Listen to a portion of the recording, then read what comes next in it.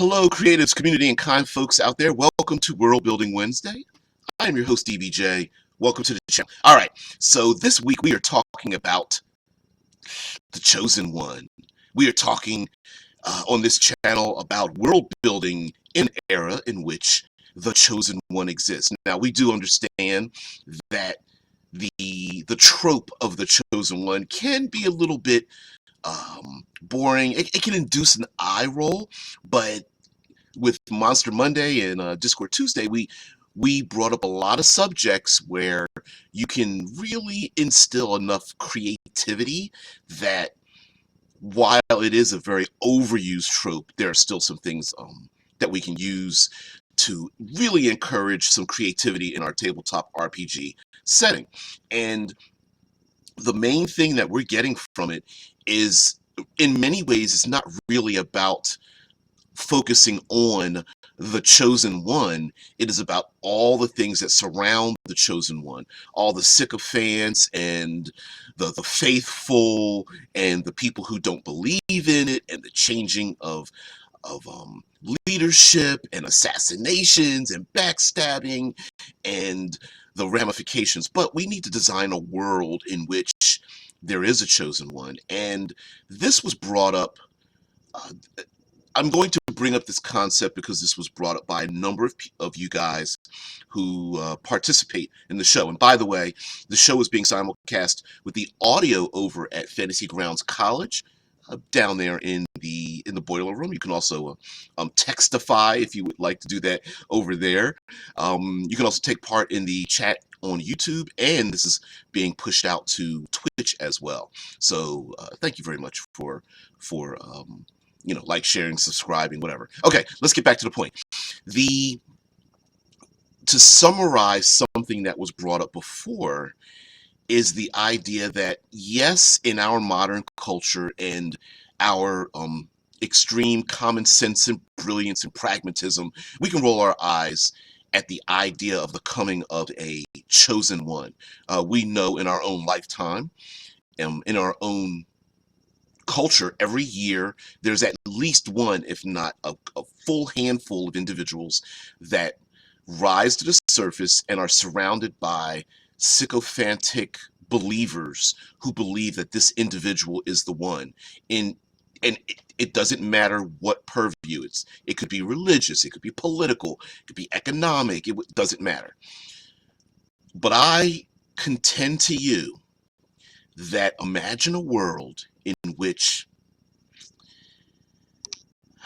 whatever message it is that predicts the coming of the chosen one. And Mr. Spenzar the other day made a list of different types of chosen ones, whether an oracle has predicted it, or there are trials that will make such a thing come about and whatnot. I contend to you that if in your heart of hearts, with all true certainty, that you had the knowledge that if you or someone stepped forward, that you could change the world, that you could become divine, that you could gain the power to solve all problems, there's no limit to the number of things that you would do or those around you would do to achieve that goal. Okay. And Dungeons and Dragons and medieval-ish settings tend to have a huge number tend to have a huge number of, like, oracles and predictions and fitted documents and all those kind of things. But listen, in that context, for those people, it's all true. There isn't an idea of, well, this might or might not happen, when they're given that information based on the knowledge that they're able to consume at that time. A lot of those people would say, yeah, that's all true. When there is a full eclipse, or the red comet, or the three storms pass, or whatever the signs of the omens are, a huge portion of that population is like, yep, the blackbirds have migrated to the region and are sitting on the houses. So yeah, this is a real thing. And so the first step in what we call buy-in in gaming terms, with players buying in and the game master buying in, is that if there's a prediction of this chosen one coming about, whether it's through trials, like people are going through a crucible sorts, I'm stealing that term, a crucible to get to a certain level, or someone is able to obtain a certain object, or someone of a certain birthright will be born at a particular time and place, or whatever the case may be. uh, with all true certainty, these people know that this thing will happen. Now, whether it does happen or not in your setting doesn't really matter. The fact that there is a belief, that there is a true certainty that it will happen, makes the thing, perception makes reality. And so accepting in our setting that these people believed such a thing to be true means that in many ways it will become true. I like what she said, or like alcohol, the solution to all problems, which, mind you, there will be people on the outsides, right? And those people on the outskirts, much like I make a parallel about people today, sometimes it's not about whether you believe in the chosen one. Sometimes it's about whether you believe other people believe you believe in the chosen one, right? All those political nobles, merchants, or whatever that want to gain lots of power, maybe a lot of them really are just giving lip service to the coming of the chosen one, but they're going to try to convince you that they believe that they are putting on enough errors that you believe them, that they are in service of the chosen one.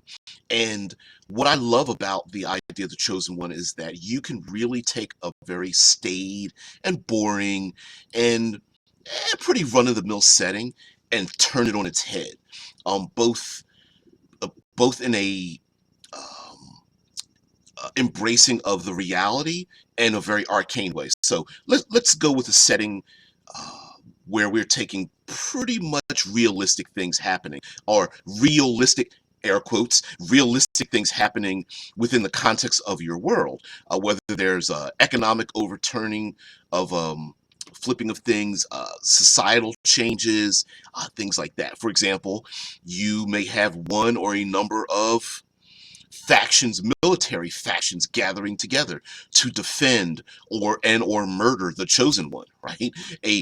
A very small and unassuming knight's order of those devoted to protecting the life of the chosen one might start gaining a huge number of followers, both people with great skill and those who have no skill at all. You may have a number of people who would normally not choose to do such a thing, but they've left their shops and their fields to join this military order to protect such an important figure that's going to transform the world. You're going to have, again, I brought this up before, but since it's World Building Wednesday, you're going to have refugees. You're going to have um, the sycophants that are going to be trying to kiss the ass of anyone who's in any way related to the chosen one. You're going to have pilgrimages and those kind of things, and those are going to disrupt your world. And what a great way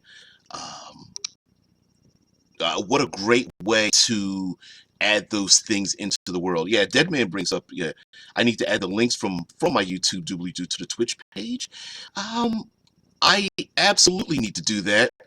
I'm just want thank you very much for throwing that into the Twitch chat there, and I'm gonna have to figure out where to place those things. I'm a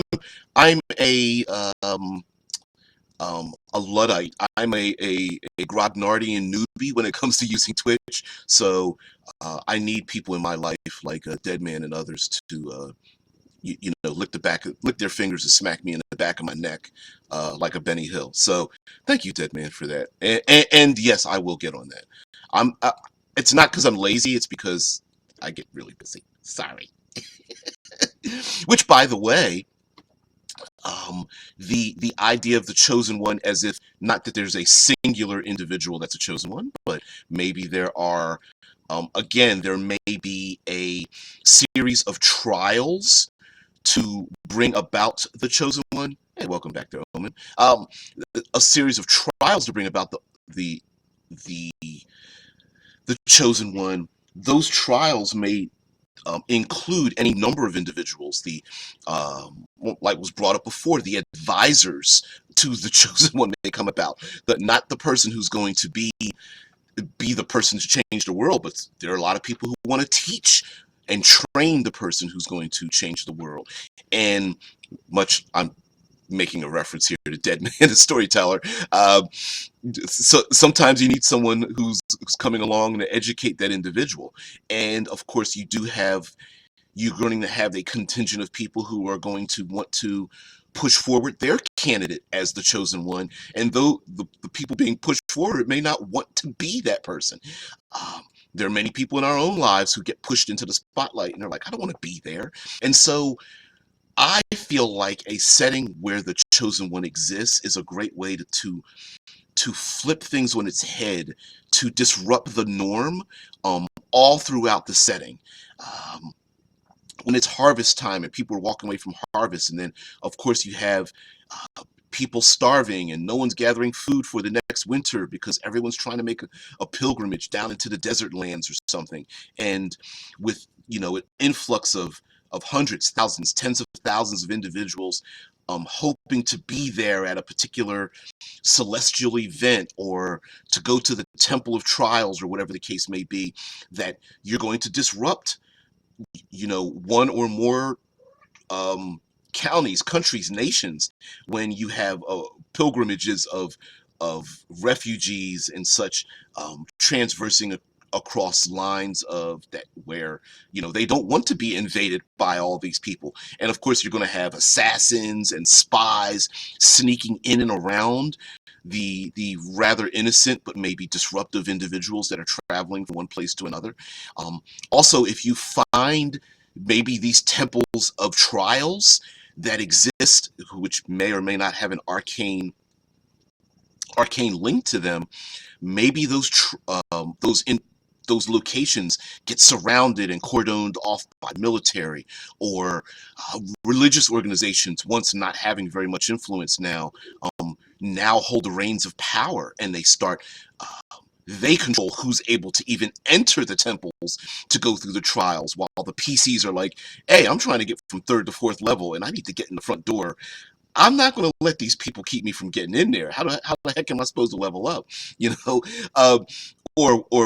What the case may be. There may be one or a large contingent of educators, whether they are wizards or the scientific community in an intergalactic society or something, that are out using whatever methods they have to search for one or more individuals that fit the parameters of the fated individual. And they may be going out murdering, kidnapping, intimidating, convincing, cajoling, bribing families all across the nation to give up their young ones, or certain individuals to say, hey, they're born with a birthmark, they need to come with me. And the family's like, yeah, the hell they are. And so through force, through friendship, these people may be gathered together. And so throwing the player characters into a world where at one moment they may see a wagon train going down the road with people inside of cages simply to find the chosen one. They're much like the King Arthur story. There were people lined up all across different parts of the world who were there to just try their hand at pulling the sword out of the stone. The same thing may happen in this world. And of course, innocent people traveling on lonely roads may be attacked by bandits. They're going to be used and abused by people who want to enslave them, steal their items, intimidate them, use them as cover to sneak in and across many different borders. You're going to have people who are going to take advantage of them, and disrupting a very simplistic, a very tropish world, I think, is a great idea to use. Pelora says it'd be pretty common to have someone who's popular to magically become chosen. The prophecies are subtly altered to bring this one up, bring about this one popular person. I know there's no doubt you're going to have the individuals. Now, see, okay, you could, much like The Witcher. For those who don't know, the Witcher series and video games and such, the main character, Geralt, is a human being modified through alchemical and magical means. And so the magically chosen individual, on one hand, there could be a cadre of people who's like, hey, we're going to use whatever means we have, magic, genetics, whatever the case may be. We're going to train this person to become the chosen one in their own mind, believing this chosen one should be there. There's also the idea of the liars, right? So you're going to have the liars who are like, listen, if we can just get this person to fulfill most of the prophecy and then kind of like massage the prophecy to make this our person fit in, sure. And then you're going to have the mixing of the two, right? You may have the the chosen individual who's like, I am the chosen one, and then the people around them going like, no, he isn't. But whatever, we'll have her be the chosen one anyway because they truly believe it, and we feel that they deserve to be there. Right? So within one single faction, you can have a number of different ideologies. Like, yeah, it's we don't know who the real chosen person is, but we feel like this person is the least awful of all the chosen that we can think of. And oh, by the way, I guess at least I'm friends with this person, so I won't be on the receiving end of their power. You know what I mean? Plura goes on to say, or grooming people to more closely align with the prophecy, like, hey, listen, Jake, we need to scar your arm with a cross so people think you're the chosen one. Oh, hell yes. Um, scarring and branding and stuff, that's the minimum of what we have people who will do that today. Um, I bring up a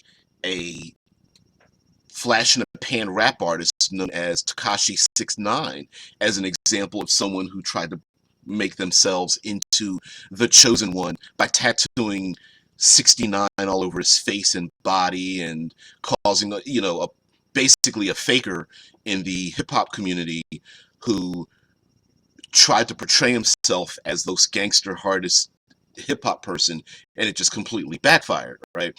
There will be people who are going to be like, yes, I was born with this, you know, birthmark, and of course I was at the Temple Mount when the full eclipse came, and of course I am, of course, you know. Uh, Omen says there's a Filipino superstition that if you have a birthmark on your butt, you're considered a jinx and widely avoided. Now, we have talked about chosen ones, the chosen beings being good for the world, but there is a lot of that, right? Um, Freckles, birthmarks, hair color, eye color. Um, if I can get a little bit controversial, epileptic seizures and such were considered demonic. Well, not just then, I think even today, were considered demonic possessions and such. So, yeah, we've had quite mundane afflictions on people being perceived as quite horrible things to be avoided or ostracized or imprisoned or killed because someone is a particular way. So, hell yeah. See, Laura went where I was thinking, like, who's checking all these butts? That's what I want to know. Well, it's the butt checking faction. They go around pulling people's pants down, and don't you dare try to pull your knickers back up. We need to check both cheeks. No, let me see the other cheek. Oh man.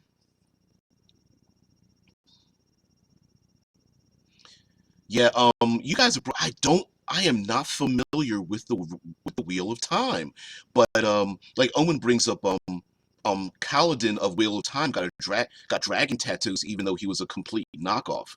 And from what I'm understanding in Wheel of Time, it is based around the idea that there are a number of protagonists and antagonists that are vying for and avoiding and things like that. The whole concept of being the chosen one, that is all based around the idea that there's a bunch of fakers out there.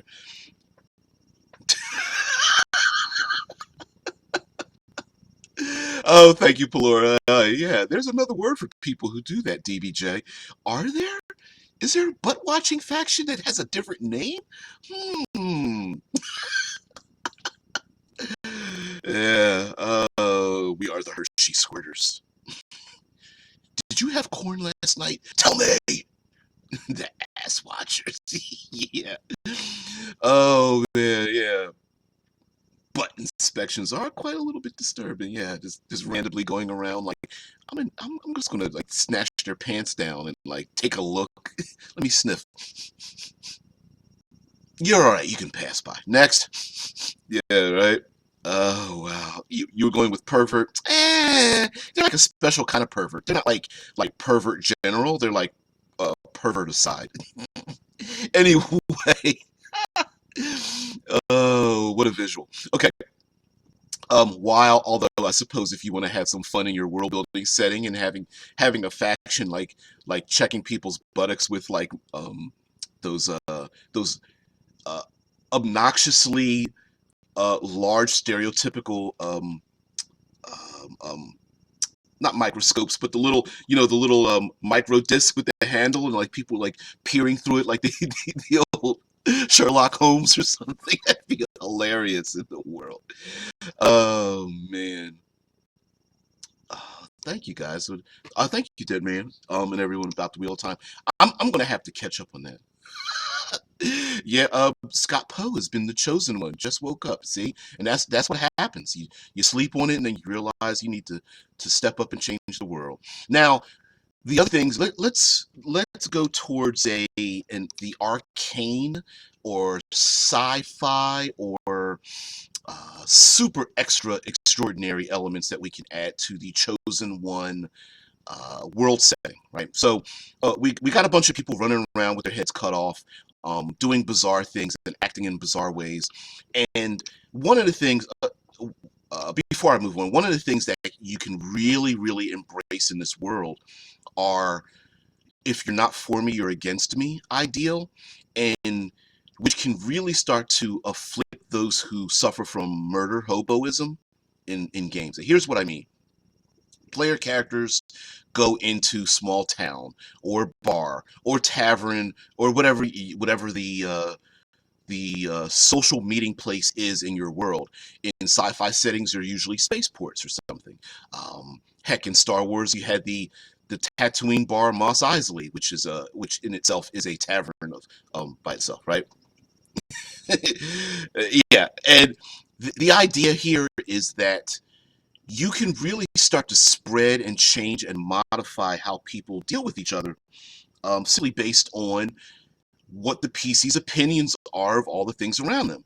Much like in the current Witcher series that took place in on Netflix here in the States, at least. Geralt's character pretty much states pretty much up front, like, I don't want to be involved in your politics. The fact that you say you don't want to be involved in politics means that you're making a choice in how things are going about. When you go into the local tavern and ask for a drink, and they look you in the eye and they go, "So what do you think about the prospects for the chosen one?" You're going to need to answer, and being non-committal itself is an answer that some people may not like. And so, whether you are for or against or in support of or don't like or whatever you hate the factions, you love the factions, you don't want to be part of it. Hey, they're dragging young children and throwing them in cages because maybe one of these children might save the world, and the local good leaf faction that has been feeding the people and being justice now, and serving justice, is now doing more and more heinously, obnoxiously heinous things when it comes to uh, kidnapping and torturing of young people because, well, someone's got to do it so we can find the one true king that will lead the world into 1,000 years of peace. And when the player characters do nothing, people are going to have an opinion about that, right? And player characters who embrace the murder hoboisms of running these games are going to find their lives to be far more and more difficult when more and more people avoid them, um, circumvent what they want to do, don't want to give them information, have them watched by the local constabulary or something, those kind of things. Yeah. Quote, I like that. Like, I would like to see the buttocks of this chosen one before I make my decision. You're like, here's your drink. What? That looks like lemonade or ginger ale with a Snickers bar in it. I'm not drinking that. I'm not even gonna smell it. Uh, like Pelor says, Anakin is a chosen one. Thinking about it, and then Tesla's like, "Are you absolutely sure about that?" See, and that's the thing, right? If everyone believes that's the chosen one, perception makes reality. But again, changing the world. So let's. I promise to go into the more supernatural, arcane, extraordinary things. Now, a lot of times in these faded documents or oracles or whatever, a confluence of events happens that brings about or is a calling that this individual would be there. The classic comet, falling star, solar, yes, full solar eclipse. These are things that can happen. There's also the stitching together of a number of coincidences until it does not become coincidental, much like mountainsides being eroded until it looks like the face of someone divine. The same goes for toast or ice cream or splashes of water on the ground that look like one or more divine personages and things of that nature. Um, yeah, I hear you, Tesla. Only the Sith deal in absolutes. Are you absolutely sure about that? Absolutely. I can feel your hate.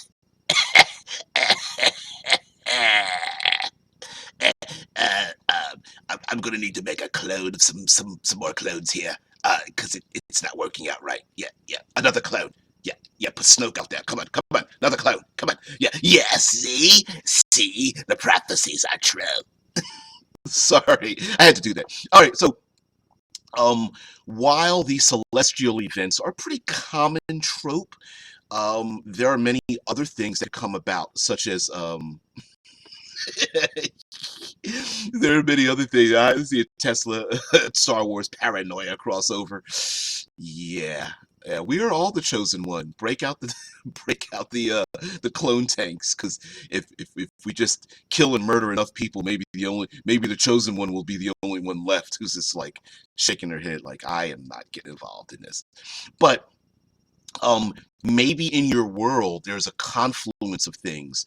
We will of course bring this up in future Friday, but in a sci-fi setting, a when a number of worlds with strange orbits and elliptical regions and a number of moons come together to cause a particular event, when uh, the great star in the sky gets to its highest point, maybe there is a thinning of the membrane of worlds in which one or more things come stepping through to the other side, which normally wouldn't happen in your stereotypical Dungeons and Dragons world, let's say. But all of a sudden now, you have this um, thing where, I don't know, the elemental planes are now thinning their membranes and they're stepping through. Creatures are stepping through. Um, oh yes, Joseph Keenan brings up the movie Pitch Black with the monsters. It was when in Pitch Black, when the sun and all the stars set, and all of a sudden the monsters came out. And this may be something that doesn't happen. It is bound to happen in an intergalactic sense of time, but because of our limited experiences, to us, this only happens once in a lifetime. So maybe let's, taking a planet that orbits an elliptical sun, at its furthest point away from the sun when it gets cold, or its closest point when it starts to boil, are significant time events when a particular thing may happen, such as monsters coming out of the ground because the sunlight, destroys them, and they're unable to navigate in the blazing sun. But when the sun goes down, they're able to come out. And so maybe many of these creatures come out into the world. And this is a great way to reskin some of your general biologically aligned monsters to make them more in line with prophecy.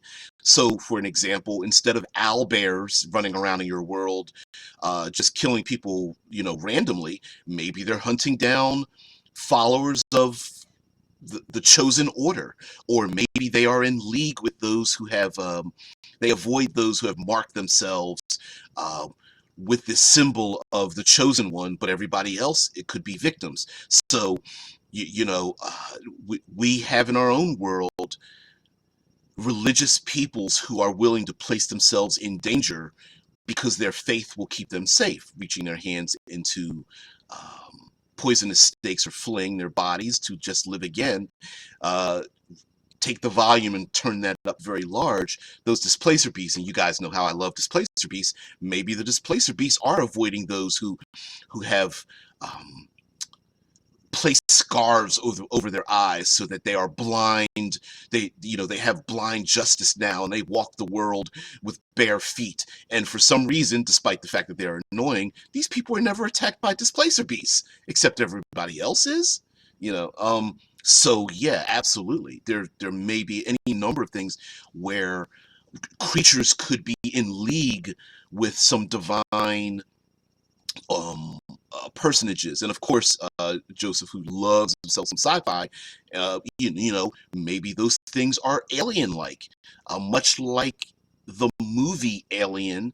We found out through, subtly through a movie that wasn't very good, but we found out through the movie Prometheus that these things were designed to perform a particular act. So maybe there are very dangerous things in the world that have been designed and given purpose to exist in this world, to maybe hunt down those who are against the chosen one, or to corral or kidnap those who are uh, part of the chosen one's thing. Much like the Pied Piper, those children that are supposed to grow up to be put through the crucible of trials, or what have you, might those creatures or monsters or NPCs might be going around in your world just to capture them for that said purpose. Using the classic celestials and fiends. Fiends might be going around not specifically doing a generalized, air quote, generalized corruption. Maybe they are specifically targeting certain bloodlines or certain people to take them off the board because they know the celestial agents are trying to bring about through through attrition, bring about the coming of the chosen one. And the fiends are like, we're not having that, so we are going to go after every bloodline we can to kill them off. Now, Pelora brings up a deferred blessing. A dethroned monarch pledges themselves to the service of a deity, and by giving their lives and doing heroic acts for their patron, their grandchild will be granted the power to rise up and reclaim the throne. I like that a lot. I like the legacy of, if we do the thing that we're supposed to do now, those in the future will inherit what we're trying to build today. And now Pelora goes on to say, whether the deity in question or the blessing actually exists is irrelevant. The grandchild is in question will still make a go of it. And that's exactly right. Much like you mentioned before about massaging a prophecy, like, well, it doesn't quite fit where we're going to bring it out. Or the people who are like, there's a prophecy, if I do the things in the prophecy, therefore I am self I am bringing about the prophetic things in the first place, right? So yeah, absolutely. And I agree with you, whether the deity or blessing actually exists is irrelevant. And what a great way. There's a television show that was short-lived. Damon Lindelof wrote it, called The Leftovers, and it was about it is a fictional world in which a air quotes rapture event made 2% of the population disappear suddenly. And then the show was about the ramifications of the rest of the world and their beliefs in the event that happened. And of course, they immediately went to the idea that it was a rapture, not some scientific event, simply because it was unexplained. And something like that could happen in the world, where a particular set of population changes, shifts, transforms, gets marked or something, and then it really doesn't matter whether the setting really has a chosen one. It just matters that everyone believes there is or will be, or there will be a coming about, or there is a trial or prediction of a chosen one. And that, I think, is really great to say. Guess what? In this setting, you'll never know. Your player characters will not live long enough to actually see the chosen one. You're just building a world in which your grandchildren will inherit it. That can be a little depressing, to, but in many ways, that's where faith comes from. Most of us think we're the heroes of our own world, right? Like I mentioned the other day, very few people are like, yeah, I'm trying to make this a better world, a world that I'll never see. Everyone thinks they want things to happen in their lifetime. So, yeah, yeah, blessed by something like a god of misfortune. Yeah, thanks, deity. It was the god of misfortune. Ooh, yeah. Although there are lots of people who feel that they go through, they live surviving off of the trials in their life, knowing in their heart that there will be a better thing in the future. So Joe Key goes on to say, um, talking about bounty hunters, there's no disintegrations, and says, but talks about, and the same can be said for protection of the chosen one or followers. Common theme of religion is a holy man or woman being tempted and needing to resist. Um, that is very much true. A lot of times, the path to being chosen is rife with temptation, right? And needing to be the person who can embody the chosen one often is one in which they must resist so many temptations that it is nearly impossible for any normal human being to claim that they are of a like a particularly pure body and mind, right? And especially when it comes to having pure thoughts and pure dreams, that's pretty darn difficult, and that's of course um, flowing into religion and biblical styled storytelling. That has been the case for many um, uh, individuals in a biblical sense, that they go through harrowing trials and tribulations to with the promise there is something better on the other end. Joseph Keenan goes on to say, how many post-apocalyptic settings have humans and or mutants thinking they are the chosen ones after the bombs fall? Can we say all? And of course, you have your fakers, right? They're like, well, since most of the population is dead, I'm gonna have to step up because, well, I can read and I'm not vomiting up my gut. So guess what, guys? Yeah, I'm the chosen one. We saw that there was a television show called The Last Ship, which was a post-apocalyptic setting of a massive, um, a wide-scale virus that spread and killed like 90% of the population around the world. The Last Ship having a crew of people who were kept away from the sickness that spread, and there were a groups of human beings who were, of course, immune to said illness, because you're going to have a small part of the population immune to most, if not every, disease in the world. Eh, not not being completely immune to all disease, but being immune to a specific type of affliction or disease. And of course, there's just random chance, right? There's random chance of being bitten by a hyper poisonous creature and not dying from it. There's a random chance of falling out of an airplane and surviving the fall, if not being, whatever. So those people who survive most post-apocalyptic settings are like, what? I'm unhurt. I must be special, right? As opposed to going, I'm not hurt. I must have rolled a 20, a D20, right? They don't think about it like that. Um, Joseph Kennedy, Gamma World Knights of Genetic Purity and Zoopoplians.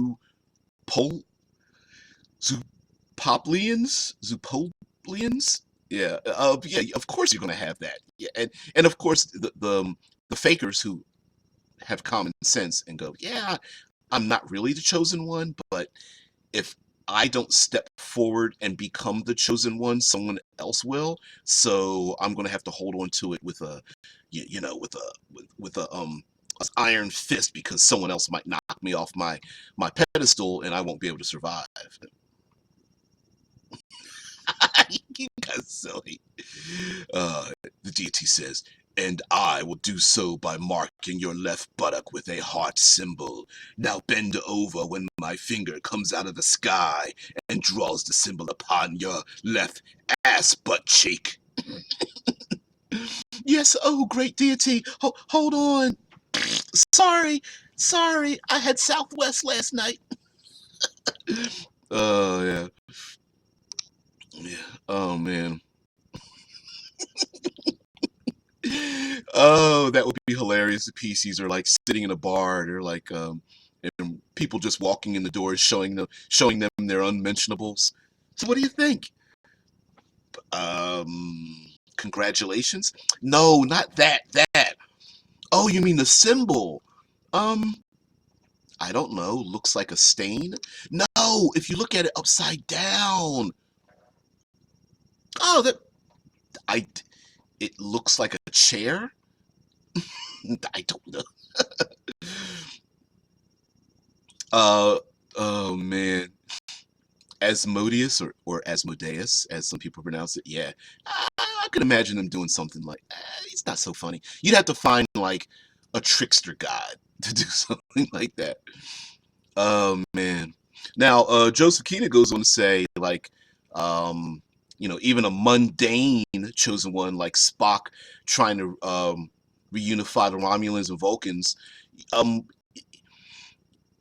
it is funny because you're it's the meek shall inherit the earth kind of idea where your average person before this whole chosen one thing came about is ignored, but after the like you say, like after the bombs fall and the radiation and the wars and whatever afflictions happen upon the earth, if they are still the same but everyone else is afflicted, your mundanes become the chosen ones simply by virtue of the fact that they it, in the ratio of good versus bad, they're the better people, right?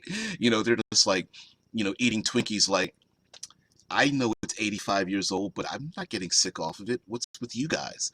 And everyone's like, oh, bowing down to them. Like, and you're just like, whatever. I'm getting lint out of my navel. I'm just a regular guy. What's the movie? About the guy who goes to sleep and wakes up and everyone is stupid. It's dumb comedy movie. But anyway, right. Here's a guy who's like, I don't know, in the 55 percentile in terms of the of intelligence, who falls asleep and then wakes up in a world where everyone else is IQ and not, yeah, idiocracy. Thank you so much, Tesla. Yeah, idiocracy, where everyone else falls below the 55 percentile dude who's just a regular schmo. It's like, and I'm the brilliant one now? Brilliant one now? Strange. But yeah, but Joseph's like, the bombs fell and made way for our mutant. It is normal, man. They are the mutant in the world. Yeah, I mean, yeah, thank you, Dreadcat. Yeah, I know who you are. But yeah, idiocracy is just like, it's like you could have a world, a setting in which the normies start becoming mutated. And when I say mutated, I am talking about real mutation, and I'm also talking about like the the downfall of society and the normal people who are just like, I think all of you guys are acting strange. Can we still have some common sense? Much like in our own world, the people who are moderates and have common sense feel like they are the minority of the crazies that they're surrounded by, right? Um, how many people how many people hold to their chests some of the most idiotic things in the world, and we just sit back and shake our heads like, seriously? Like you're going to make death threats, and you're going to I don't know, assemble leagues of individuals to go about doing something, to make something happen, to make, you're just like, why are you wasting your time? You know, we're going to make a petition to get this movie remade. It's like, really? Re really? You know, Last Jedi sucked. We're going to make a petition and we're going to have it remade. You know that's never going to happen, right? Why are you wasting your time? Just here's an idea. How about just not like the movie and then go about your business? You know, death threats, really? Really? It, again, society moving down a rung while all the normies are staying still, which makes them actually move up in the role. Yeah, right, yeah, right. Oh, like, yeah, just use Kickstarters. Yeah, make your own movie. Um, yeah. Plur says, to be fair, everyone getting up in arms about Mass Effect's 3 ending got an extended cinematic and some other bits. I, I, I I don't understand the idea of getting up in arms about stuff like that. Like, great, someone else created something that I don't like. Okay, it's it's it, it's been done since the beginning of time. Um, Actually wanting to bring about psychological and physical harm to another being, there is no excuse for that. There literally, period.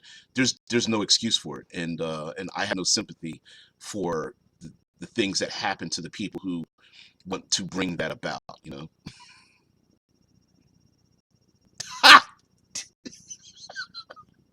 I need that as a T-shirt. There, Joseph's like, idiocracy. Some people saw it as a challenge, not a satire. Yeah.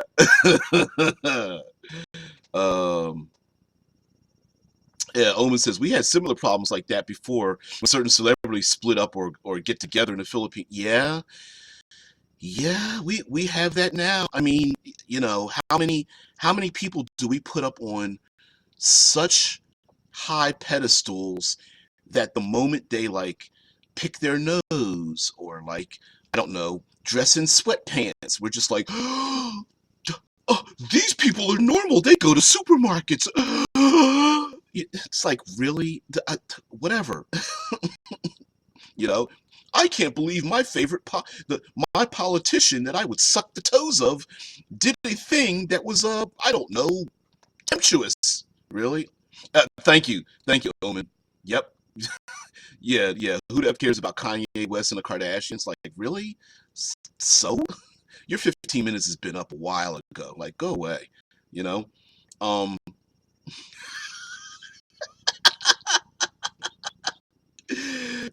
We all came out the same hole, and we all shit out the same hole. Yeah. Oh man, yeah, those cults of personality, and could I love the idea of using that as RPG fuel. Cults of personality, bringing about like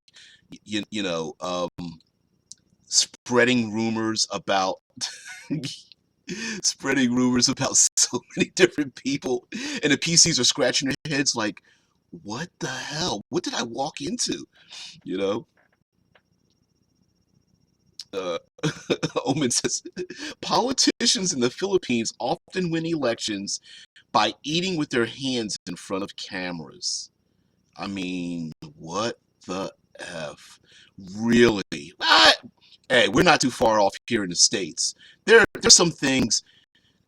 Every time I see images of like politicians going to church and stuff, I'm just like rolling my eyes. Like, really? Come, really? You just, what's with the lip service? What's with the whole, come on, and we know that you're just doing this to get votes. You could care less. And the religious institution you're going into, they know you're playing the game, and they're just waiting for you to kiss their ass so they can get their constituents who are true believers to believe that you are somehow this chosen individual. Just like, whatever. Yeah, Omen's like, cult of personality are always cringy, to be honest. So a setting of any type filled with cults of personality. Oh man, I remember in Cyberpunk, the Cyberpunk role playing game, Cyberpunk 2013, Cyberpunk 2020. I'm sure it exists in the Cyberpunk 2090, 77 and 99 versions of it. That there are street gangs because plastic surgery is pretty much like a storefront. Like you just go in and in minutes to hours, you can just look like somebody else. That there are whole uh, cults of personality gangs that make themselves look like their favorite uh, pop stars or individuals, famous individuals, and they just hang around on street corners and things like that. Uh, People today that dress and want to appear and get their hair cut and styled and stuff to look like their favorite individuals, if you could use magic, psionics, plastic surgery, high technology to look like a famous person, guaranteed you're going to have cults who do the exact same thing. You cannot tell me that there wouldn't be a ton of Taylor Swift wannabes hanging around going to Taylor Swift concerts, following Taylor Swift around, going through her trash or something. There's even a pretty dark movie about people who buy genetically created flesh and get themselves injected with the illnesses of famous people. I don't remember what it's a very slow independent movie about selling black market illnesses from rich people, rich and famous people, because other people want to get the same illnesses that the rich people got. Yep. Joseph Keenan brings the Batman Beyond, the Joker gang, the Jokers, who are trying to look and act like the Joker. Yep. Perfect example, right? And in our favorite role playing settings, maybe there's a ton of people that are like that. I love my Displacer Beasts, and so the people who are like the Displacer Beast cultists are going to be out there like, hey, I'm an Asmodeus or Asmodeus fan, and uh, and I'm gonna dress just like him because I can't wait for him to get here. Yay! Oh wait, aren't those like Call of Cthulhu cults? Anyway, but you get my point, right? I mean, uh, going away from the most dramatic divinities and stuff in the world, I think you're going to get a lot of people who, with a world filled with cults of personality, awaiting their chosen coming one. Um, that's a bad way to put that. Uh, yeah, you're going to have some strange and bizarre behaviors that are going to disrupt the world. And hell, the player characters might get followed around by sycophants and people trying to be them. Is it Perfect Blue, the movie? Um, but you're going to have people who might follow them around. Could you imagine? Could you imagine the sneaky McSneakster trying to sneak around and being all stealthy, being followed around by like 30 sycophantic cult of personality people who want to be just like Sneaky McSneakster? It's like, shh, I'm trying to sneak into the castle, and all the other 30s are going like, shh, shh, shh, shh, he's trying to sneak. Shh, I know he's trying to sneak. You shut up. You shut up. No, you shut up. Shh. That would be hilarious. That would be like the opposite of failure. It's like, hey, I rolled, I don't know, a 20. I rolled double zeros on my on my persuasion check. Do I get what I want? And the game master's like, oh yeah. Not only do you get what you want, you get a little bit more. Now everybody wants to be, they just want to touch you. They just want to be there for you. They just want to surround your home and follow you down the street and talk and act just like you. And you know, park out front of your home with um, poster boards and Sharpie poster boards, you know, showing how much they love you and playing music and writing ballads to your every motion, you know, your every move and stuff. That would be awesome. Yeah, Polaris is anime with some people who are obsessed with J-pop idols. There's a Japanese word for them. Yes, yeah, there are people who are absolutely obsessed with that. Heck, there's if I can, I'm sure I'm going to get hurt with this. Um, there is a whole industry in, shall we say, the adult entertainment industry that's devoted to um, cosplaying people's favorite characters and things. Um, Heck, there are people who are like obsessed with that kind of thing. Otaku, basically people who sit on the internet obsessing about a particular person. There are even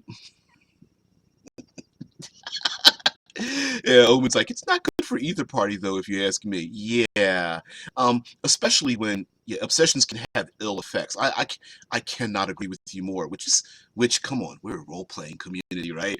We're tabletop role players. We can have fun with it because when your average person is placed on such a high pedestal, how easy is it to become corrupted by such things, right? That you could never do wrong.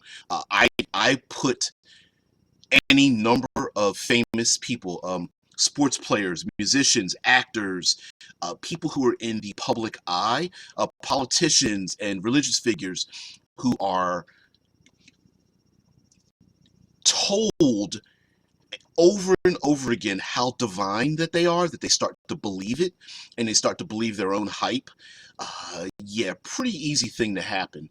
And how easy would it be for those individuals who, they're nobodies until other people start surrounding them, and then those nobodies then start affecting the economy and how social things are done, and people start, acting on their every word.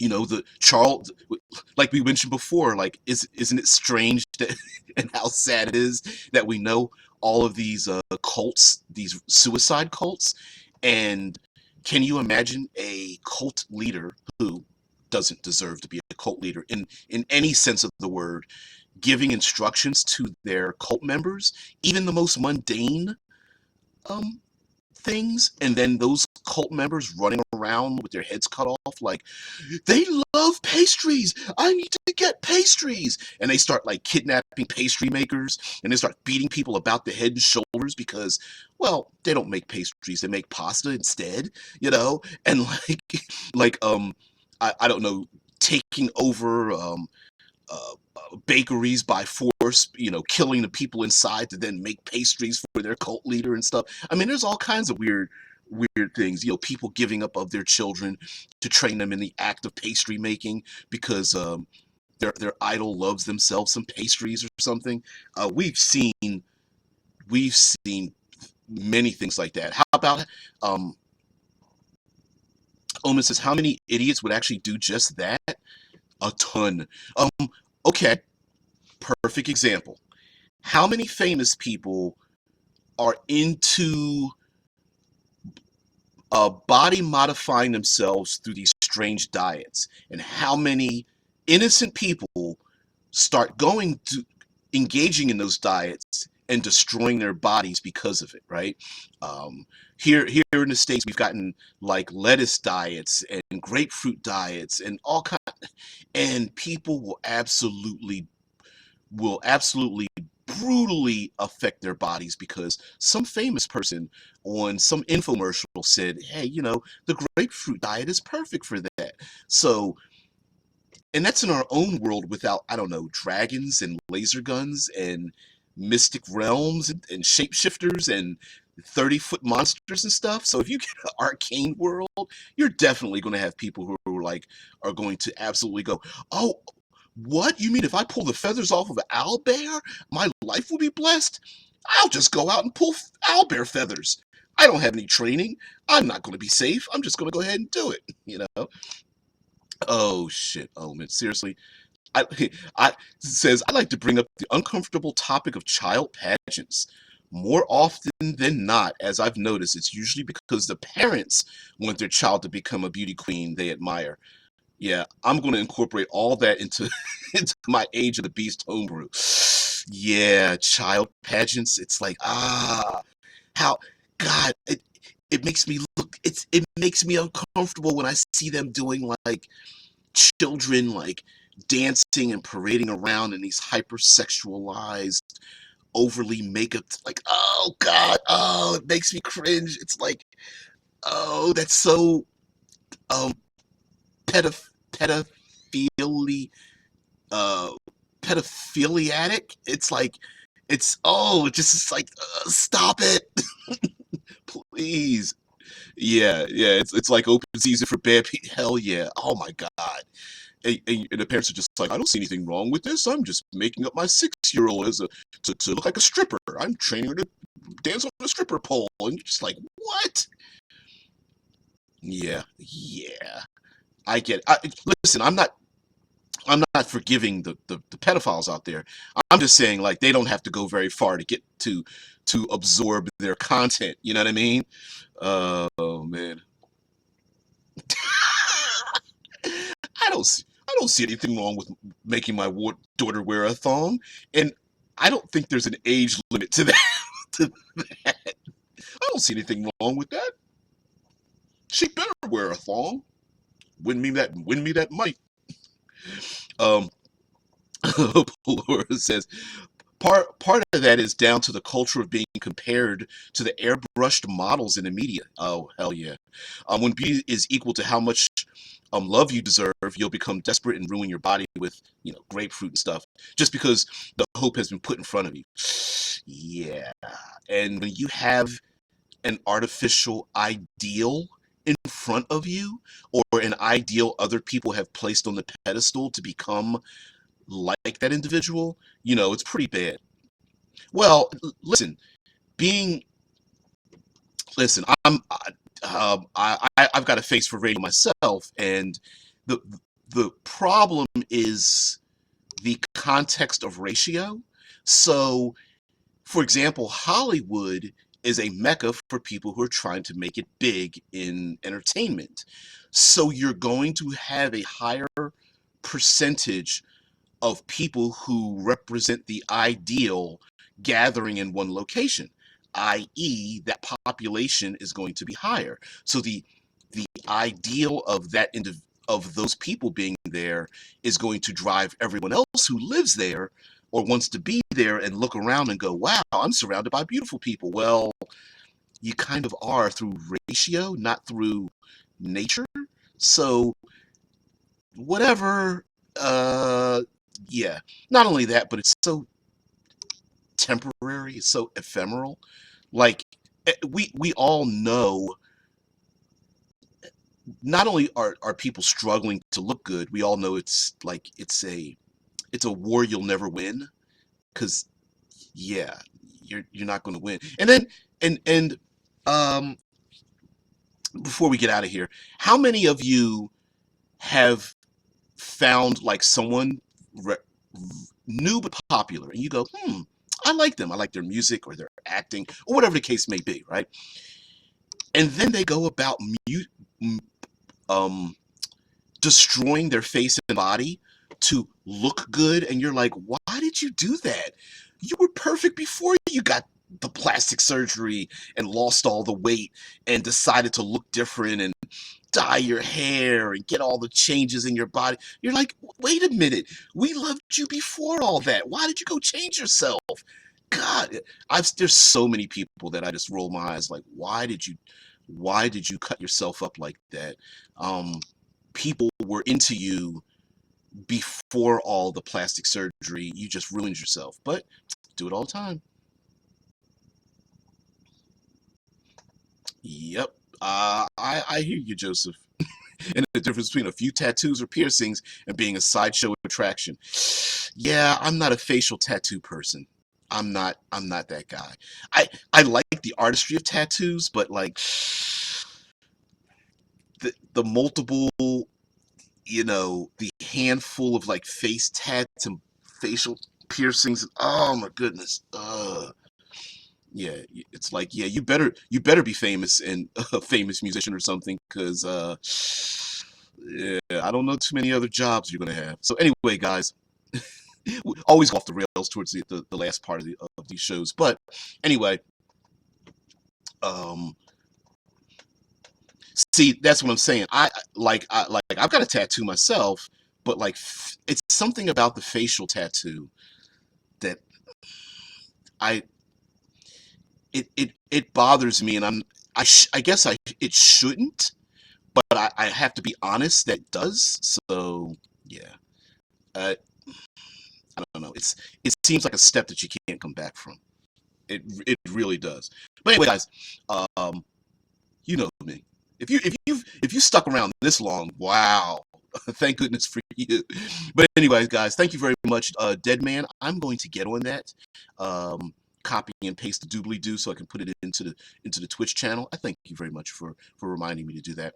Guys, thank you very much. Tomorrow is Third Pillar Thursday, the third pillar of exploration, one of the pillars of tabletop gaming, one of my favorite, one of the things I'm super passionate about. So, guys, everyone have a great one. Thank you for sticking around. I will stick into the audio in the Discord in just a moment. Everyone have a great one. I will see you later. Bye.